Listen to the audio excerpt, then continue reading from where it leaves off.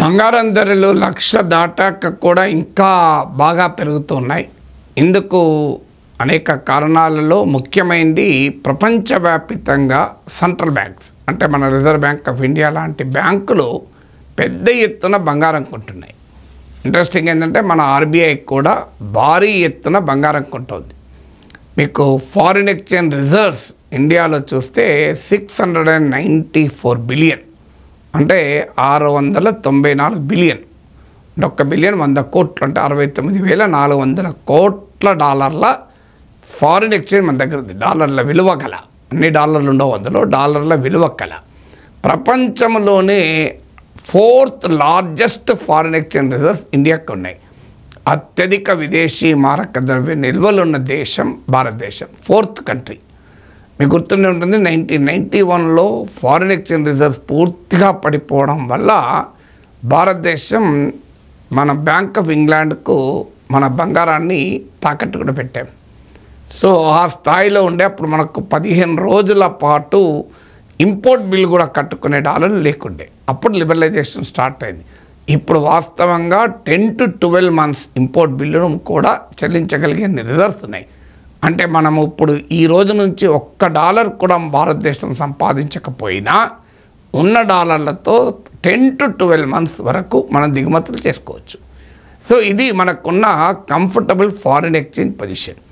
Foreign exchange అంటే డాలర్లే కాదు, ఏ foreign exchange currency అయినా ఫారిన్ ఎక్స్చేంజ్ కిందకే వస్తుంది. ఇప్పుడు డాలర్లు, యూరో, అలాగే యెన్, యువాన్, ఇలా రకరకాల ఫారిన్ ఎక్స్చేంజ్లు మనం పెట్టుకుంటూ ఉంటాం. అందులో గోల్డ్ కూడా ఒక కీలకమైంది. ఇటీవల కాలంలో ఎందుకు జరుగుతుంది ఈ పరిణామము అంటే అమెరికన్ డాలర్ల పైన, డాలర్ డినామినేటెడ్ అసెట్స్ పైన నమ్మకము సడలడంతో భారతదేశంతో సహా అనేక దేశాలు డాలర్ డినామినేటెడ్ అసెట్స్లో, డాలర్ రూపంలో ఉండేటువంటి వాటిలో తగ్గిస్తూ గోల్డ్ను పెంచుకుంటున్నాయి. మీకు ఇప్పుడు గణాంకాలు చెప్తాను, ఈ స్టేట్మెంట్ ఎంత నిజమో అర్థమవుతుంది మనకు. ఇప్పుడు మేలో అమెరికన్ ట్రెజరీ బాండ్లు అంటారు, అమెరికా ప్రభుత్వము ఇచ్చేటువంటి బాండ్లు, అంటే ప్రభుత్వం ఇచ్చేటువంటి బాండ్లు అంటే మనం ఒక రకంగా అమెరికా ప్రభుత్వం దగ్గరే మనం దాచుకున్నట్టు. సో అమెరికా ప్రభుత్వం దగ్గర ప్రపంచవ్యాప్తంగా సెంట్రల్ బ్యాంక్స్ తమ డబ్బు దాచుకుంటూ ఉంటాయి మన ఆర్బీఐతో పాటు. అలా అమెరికన్ ట్రెజరీలో ఇండియాకు ఉన్నటువంటి షేర్ హోల్డింగ్స్ ఎంత అంటే మేలో $235 బిలియన్ విలువైన మేరకు మనకు అమెరికన్ ట్రెజరీలో మన ఇన్వెస్ట్మెంట్ ఉండే. Country delight buffalo milk start చేసాము. ఫస్ట్ పిల్లలకి ఇచ్చినప్పుడు కానీ, మేము పెరుగు తిన్నప్పుడు కానీ, మేము చిన్నప్పుడు తిన్న ఓల్డెన్ డేస్ గుర్తొచ్చాయి మాకు. మీగడ కానీ, మీగడ కూడా పాలు కాచాక మీగడ బాగా రావడం, అప్పుడు మా చిన్ననాటి రోజులు గుర్తొచ్చాయి అన్నమాట. సో అంటే 235 టు బీ స్పెసిఫిక్ $235.3 బిలియన్ విలువ గల హోల్డింగ్స్ మనకు అమెరికన్ ప్రభుత్వం దగ్గర మన డబ్బులు ఉండే. ఇది జూన్కి వచ్చే వరకు అది $227 బిలియన్ పడిపోయింది. టు బీ ప్రిసైజ్ $227.4 బిలియన్ పడిపోయింది. చూడండి, ఒక్క మంత్లో నియర్లీ 8 బిలియన్స్ తగ్గిపోయినాయి. 235.3 నుంచి $227.4 బిలియన్ పడిపోయింది. అయితే ఇది ఏదో ఒక నెలలో జరిగిన పరిణామం కూడా కాదు. ఒక ఏడాది క్రితం $242 బిలియన్ ఉండే. అంటే క్లియర్గా 242 నుంచి 1 ఇయర్ కాలంలో 227కు పడిపోయినాయి. అంటే ట్రెండ్ డైరెక్షన్ ఏం కనబడుతోంది? ఇండియా అమెరికన్ ట్రెజరీస్లో దాచుకునేటువంటి డబ్బు కాస్త తగ్గిపోతుంది. అంటే భారత సెంట్రల్ బ్యాంక్స్ అమెరికన్ ప్రభుత్వం దగ్గర పెట్టేటువంటి డబ్బు కాస్త తగ్గిపోతుంది. ఇందుకు భిన్నంగా మీకు గోల్డ్ కొనడం పెరిగింది. మీకు గోల్డ్ కొనడం ఎంత పెరిగింది అంటే మీకు ఇప్పుడు గోల్డ్ జూలై 2025 వరకు మనకు లేటెస్ట్ డేటా ఉంది. 880 మెట్రిక్ టన్స్ ఆఫ్ గోల్డ్ ఉంది మన దగ్గర. 880 మెట్రిక్ టన్నుల బంగారం ఉంది. 1 ఇయర్ క్రితం ఇది 841 మెట్రిక్ టన్స్ ఉండే. To be precise 841.5. పాయింట్స్లో కూడా చెప్తున్నాను ఈ డేటాను. 1 ఇయర్ క్రితం 841.5 మెట్రిక్ టన్నుల గోల్డ్ ఉంటే నిల్వలు మన దగ్గర ఆ రిజర్వ్ బ్యాంక్ దగ్గర ఇప్పుడు 880 టన్స్ ఆఫ్ గోల్డ్ రిజర్వ్స్ ఉన్నాయి ఇండియా దగ్గర. అంటే చూడండి ట్రెండ్ మనకు క్లియర్గా కనబడుతోంది. యుఎస్ ట్రెజరీస్లో ఇండియన్ ఇన్వెస్ట్మెంట్ ఏమో ఒక ఏడాది కాలంలో 242 బిలియన్స్ నుంచి 227 బిలియన్స్కి పడిపోయింది. 242 బిలియన్ల నుంచి 227 బిలియన్లకు పడిపోయింది. ఇందుకు భిన్నంగా గోల్డ్ రిజర్వ్స్ ఏమో 841 టన్స్ నుంచి 880 టన్స్కి పెరిగింది. ఎందుకు ఇది వరల్డ్ వైడ్గా నేను ఇంతకుముందు చెప్పినట్లు ట్రంప్ టారిఫ్ల ఫలితంగా ఇవాళ డాలర్ వాల్యూ పడిపోతూ వస్తుంది. అంటే చరిత్రలో చాలా అరుదుగా జరిగే పరిణామం డాలర్ పైన విశ్వాసం సన్నగిల్లుతోంది. మరీ ముఖ్యంగా 2022లో రష్యాలో ఫారిన్ ఎక్స్చేంజ్ రిజర్వ్స్ డాలర్ల పైన అమెరికా ఆంక్షలు పెట్టింది, ఫ్రీజ్ చేసింది. ఫ్రీజ్ అంటే రష్యా దగ్గర ఉన్న డాలర్లకు కూడా రష్యా వాడుకోలేదు. ఎందుకంటే ఈ డాలర్లు మనము చెల్లింపులు చేయాలన్నా మనము ఆ డాలర్లు తెచ్చుకోవాలన్నా స్విఫ్ట్ అనే సిస్టమ్ ద్వారా పోవాలి. Society for world wide inter bank financial telecommunication system అంటారు దీన్ని. ఇది స్విఫ్ట్ అంటారు. అంటే society for world wide inter bank financial telecommunication.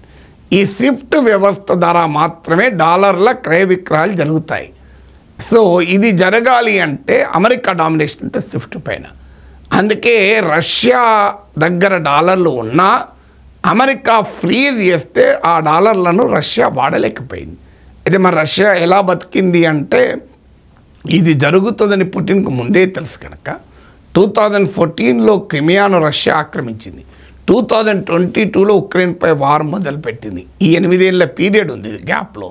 So ఈ వార్ ప్రారంభించే నాటికే వారంటూ స్టార్ట్ అయితే శాంక్షన్స్ వస్తాయని తెలిసిన పుటిన్ ముందు నుంచే ఫారిన్ రిజర్వ్స్ని డైవర్సిఫై చేసుకున్నాడు. అంటే ఒక్క డాలర్లో కాకుండా యూరోలో, చైనీస్ కరెన్సీలో, గోల్డ్లో పెట్టుకోవడం మొదలుపెట్టాడు. రకరకాల కరెన్సీ, ఈవెన్ యూరోల కన్నా కూడా చైనీస్ కరెన్సీ విపరీతంగా పెంచాడు. ఎందుకంటే జియో పాలిటిక్స్ పుటిన్కి తెలుసు కనుక. అమెరికా ఆంక్షలు పెడితే యూరోప్ కూడా ఆంక్షలు పెడుతుంది కనుక తెలివిగా గోల్డ్ రూపంలో, చైనీస్ కరెన్సీ రూపంలో రిజర్వ్స్ పెంచాడు. సో దాంతో అమెరికా ఆంక్షలు పెట్టినా కొంత ఇబ్బంది జరిగినా పుటిన్ అంతగా ఎఫెక్ట్ కాలే. Russian economy దెబ్బతినలే. బైడెన్ ఆ రోజుల్లో అన్నాడు రూబుల్ కాస్త రబుల్ అవుతుంది, కానీ రబుల్ కాలే. 2025లో the best performing currency rouble. ఎందుకంటే ఒకవైపు ఏమో డాలర్లకు లోనే కాకుండా డైవర్సిఫై చేసుకున్నాడు, మరోవైపు ఏమో ఎనర్జీ మార్కెట్ కొంత దెబ్బతిన్నా నిలబెట్టుకున్నాడు. నేను చాలాసార్లు చెప్పినట్లు చైనా పెద్ద ఎత్తున కొన్నది, ఇండియా కొన్నది, యూరోపియన్ యూనియన్ కూడా కొన్నది. సో ఈ రష్యన్ అనుభవం తర్వాత ప్రపంచంలో అన్ని దేశాలకు ఒక అభిప్రాయం కలిగింది. రష్యా పైన అమెరికా ఎలాంటి డాలర్ను వెపనైజ్ చేసింది అంటే డాలర్నే ఆయుధంగా మార్చింది. ఇది రేపు ఏ కంట్రీకైనా జరగవచ్చు కదా. ఇప్పుడు ఏముంది, ఇప్పుడు మన ట్రంప్ చెప్పినట్టు టారిఫ్లు తగ్గించము అంటున్నాం. అమెరికా వస్తువులకు ఇండియన్ మార్కెట్లో ఇష్టం వచ్చినట్టుగా రానివ్వము అంటున్నాం. సో రేపు ట్రంప్ కోపం వచ్చి డాలర్లో ఇండియాలో ఫారిన్ ఎక్స్చేంజ్ రిజర్వ్ ఫ్రీజ్ చేశాడు అనుకోండి, అంటే డాలర్లను మన దగ్గర ఉన్నా మనం ఖర్చు పెట్టుకోలేము. అందుకే ఇటీవల బ్రిక్స్లో inter bank payment system alternative to SWIFT, dollar dominated, America dominated స్విఫ్ట్కు ఒక రకంగా ప్రత్యామ్నాయంగా బ్రిక్స్ ఇంటర్ బ్యాంక్ పేమెంట్ సిస్టాన్ని చైనా బ్రిక్స్లో ప్రమోట్ చేస్తుంది. ఇది తెలిసే నీకు ట్రంప్ బ్రిక్స్ పైన అంతగా విరుచుకుపడుతున్నాడు. సో అందువల్ల రష్యన్ ఎక్స్పీరియన్స్ తర్వాత ప్రపంచవ్యాప్తంగా సెంట్రల్ బ్యాంక్ జాగ్రత్త పడుతున్నాయి. దానికి తోడు ట్రంప్ టారిఫ్లతో డాలర్ వాల్యూ పడిపోతుంది కూడా. సో ఈ కారణాల రీత్యా సెంట్రల్ బ్యాంక్స్ అన్నీ కూడా గోల్డ్ రూపంలో దాచుకోవడం పెరిగింది. అందుకే భారత రిజర్వ్ బ్యాంక్ కూడా బంగారాన్ని కొనడం పెంచింది. ఇందులో ఇంకో ఇంట్రెస్టింగ్ ఉంది, పెంచడమే కాదు మనకు ఇండియాలో దాచుకోవడం. అంటే ఇతర విదేశీ బ్యాంకుల్లో, బ్యాంక్ ఆఫ్ ఇంగ్లాండ్లో ఇంకెక్కడో దాచుకునే వాళ్ళం. ఎందుకంటే మళ్ళీ ఎప్పుడన్నా మనకు ఫారిన్ ఎక్స్చేంజ్ అవసరం వస్తే, క్రైసిస్ వస్తే మళ్ళీ మనం అక్కడ నుంచి డబ్బులు తెచ్చుకోవాలి అంటే మళ్ళీ తాకట్టు పెట్టడానికి ఇక్కడ నుంచి గోల్డ్ను రవాణా చేయాలి. 1991లో ఇదే జరిగింది. బ్యాంక్ ఆఫ్ ఇంగ్లాండ్కు మన విమానాల్లో గోల్డ్ను తరలించాల్సి వచ్చింది. ఆ ప్రాబ్లం లేకుండా ఉండేందుకు మనం చాలా అక్కడే ఉంచుకుంటూ వచ్చాం. కానీ ఇటీవల కాలంలో అక్కడ నుంచి తెచ్చుకుంటున్నాం. ఇప్పుడు మీకు ఇప్పుడు $512 బిలియన్ వర్త్ అయిన 512 మెట్రిక్ టన్స్ ఆఫ్ గోల్డ్ ఇండియాలోనే ఉంది. మీకు అవుట్ ఆఫ్ 880 మెట్రిక్ టన్స్లో 512 మెట్రిక్ టన్స్ ఇండియాలోనే ఉన్నాయి, మన రిజర్వ్ బ్యాంక్ దగ్గరే ఉంది. మిగతాది మాత్రమే ఫారిన్ బ్యాంకులలో పెట్టుకున్నాం. ఒకప్పుడు సెప్టెంబర్ 2020తో పోలిస్తే ఇది గణనీయంగా ఎక్కువ. అప్పుడు 292 టన్సే ఉండే, ఇప్పుడు 512 టన్స్ ఉంది. ఎందుకంటే బ్యాంక్ ఆఫ్ ఇంగ్లాండ్ నుంచి కూడా ఇటీవల తెచ్చుకున్నాం. ఇది దేన్ని తెలియజేస్తుందంటే మన ఫారిన్ ఎక్స్చేంజ్ పొజిషన్ పైన మనకున్న కాన్ఫిడెన్స్ తెలియజేస్తుంది. అంటే మళ్ళీ మనము గోల్డ్ను తాకట్టు పెట్టి తీసుకోవాల్సిన అవసరము లేదు అని. ఇప్పుడు మీరు బ్యాంకులో బంగారాన్ని తాకట్టు పెట్టి లోన్ తీసుకుంటారు, ఆ లోన్ విడిపించినాక కూడా అక్కడే పెడతారు లాకర్లో.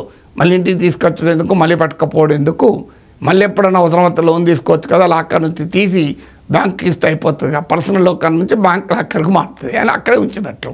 కానీ మనకు కాన్ఫిడెన్స్ వచ్చింది, ఆదాయం పెరిగింది. నేను అసలు బంగారం గోల్డ్ లోనే తీసుకోను అనుకోండి, ఈ ఆ లాకర్లు ఎందుకు పెట్టుకుంటాం, తీసుకొచ్చి మన ఇంట్లోనే పెట్టుకుంటాం, లేదా మన ఇష్టం వచ్చిన బ్యాంక్ లాకర్లో పెట్టుకుంటాం. అక్కడే పెట్టాలని రూల్ ఏం లేదు కదా. సో ఆ రకంగా భారతదేశానికి కూడా మన ఫారిన్ ఎక్స్చేంజ్ రిజర్వ్స్ పొజిషన్లో కాన్ఫిడెన్స్ వచ్చింది కనుక మన గోల్డ్ మన దగ్గరే దాచుకుంటున్నాం, మనకు తెప్పించుకుంటున్నాం కూడా.